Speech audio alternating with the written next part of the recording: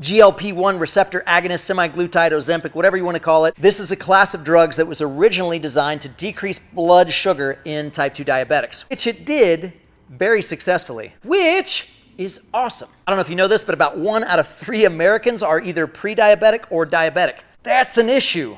So all of a sudden, we have this new medication. It's not necessarily new, but we have a medication that is sweeping the land. Hundreds of thousands of people are being prescribed to this medication to decrease blood sugar, but also decrease body fat. Pretty cool, right?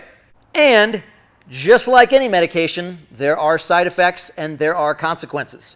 First off, I want to say these things are literally life-changing drugs. If somebody has high blood sugar, is pre-diabetic or diabetic, and they can lose 100 pounds, all right, quickly and get back into a better state of health, this is pretty fantastic.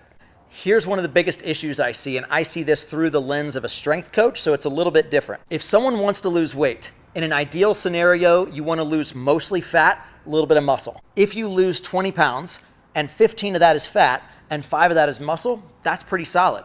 If you could lose 20 pounds and 17 could be from fat and 3 from muscle, congratulations. Something we're seeing with Ozempic is that when people are losing 20 pounds, 10 of it might be fat, 10 of it muscle. You still lost 20 pounds, that's great.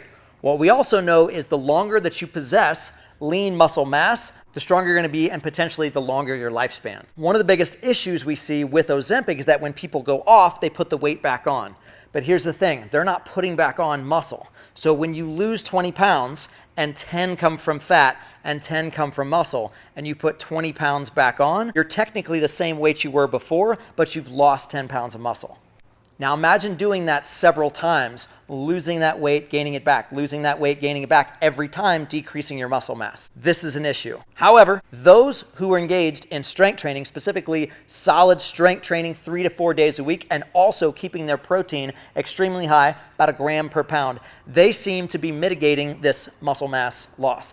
And those who are on Ozempic for at least 2 years and then go off, 80% of those people maintain the weight loss. It's the ones that are going on for short periods of time that seem to be gaining that weight back. My 2 cents, I think that these things could absolutely be revolutionary. They could change the world. And if you were going to take one of these medications, I would highly, highly encourage you to start some sort of strength training program. Find a coach, find an online program, go to the gym, start lifting some weights, start picking up some heavy objects, and keep that protein high. You want to mitigate as much muscle loss as possible.